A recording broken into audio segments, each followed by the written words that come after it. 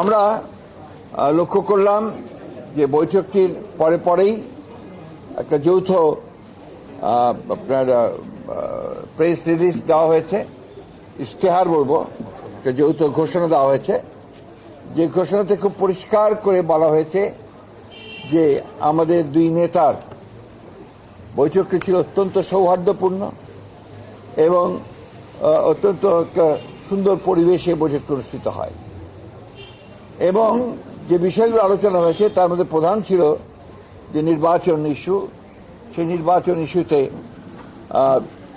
জনাব তারেক রহমানের যে প্রস্তাব, যে নির্বাচন যে ঘোষণা করা হয়েছে আপনার এপ্রিলে, যেটা প্রধান উপদেষ্টা ঘোষণা করেছেন, সেটা উপযুক্ত সময় নয় বিধায় তাকে পিছিয়ে নিয়ে আসা। এবং সেই ক্ষেত্রে আমরা অত্যন্ত আনন্দের সঙ্গে, গোটা জাতি আনন্দের সঙ্গে লক্ষ্য করল যে আপনার এইটাতে প্রধান উপদেষ্টা সম্মত হয়েছেন এবং তারা ফেব্রুয়ারির মাঝামাঝি সময়ে নির্বাচনের সময়সীমা নির্ধারণ করেছেন। আমি বলবো যে জনাব তারেক রহমান সাহেব আবার প্রমাণ করলেন যে তিনি বাংলাদেশের এই রাজনৈতিক যে দলগুলো রয়েছে, সেই দলগুলোর নেতৃত্ব যারা দিচ্ছেন, তাই সেই নেতৃত্ব যারা দিচ্ছেন তাদের মধ্যে নিঃসন্দেহে রাষ্ট্রনায়কোচিত যে গুণগুলো তার মধ্যে রয়েছে, সেই গুণ তিনি প্রমাণ করেছেন। প্রথম একটি বৈঠক যেটা সত্যিকার অর্থে গোটা জাতি অত্যন্ত উদ্বিগ্ন ছিল, সেই বৈঠকটিতে তিনি আল্লাহর হুকুমে সফল হয়েছেন। আমি আমার দলের পক্ষ থেকে, আমাদের সমস্ত নেতাকর্মীদের পক্ষ থেকে জনাব তারেক রহমানকে আন্তরিক ধন্যবাদ জানাচ্ছি।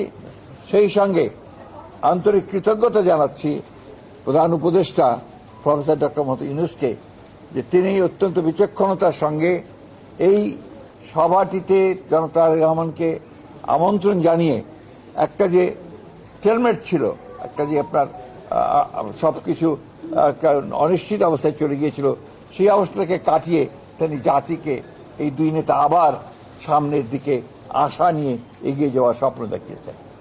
এটা আমি তখনও বলেছি যে এখন যেটা প্রয়োজন হবে সেটা হচ্ছে যে আপনার সমস্ত অতীতে যে সমস্ত ছোটখাটো আপনার একটু কথাবার্তা হয়েছে সেগুলোকে ভুলে গিয়ে সামনের দিকে জাতীয় ঐক্যকে আরো দৃঢ় করে এবং যেটা বলা হয়েছে আপনার সমস্যাগুলোকে সমাধান করে নিয়ে আমরা যেন অতি দ্রুত একটা নির্বাচন, যেটা বলা হয়েছে ফেব্রুয়ারির মাঝামাঝি সময়, সেই নির্বাচনে সুষ্ঠুভাবে সুন্দরভাবে যেতে পারি এবং জাতির যে আকাঙ্ক্ষা সেটা পূরণ করতে পারি।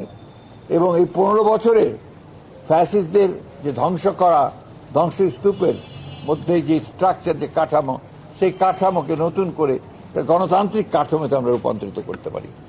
এই বিষয়টা সবচেয়ে গুরুত্বপূর্ণ যে আমরা প্রায় 15 বছর পরে একটা গণতন্ত্রে উত্তরণের একটা আমরা সুযোগ পাচ্ছি। গণতন্ত্রের যে ট্রানজিশন টু ডেমোক্রেসি, যে কথা আমি বারবার বলেছি, সেটাই একটা নিশ্চিত আমরা সেই দিকে এগিয়ে যাচ্ছি। স্মরণ করছে শহীদদেরকে।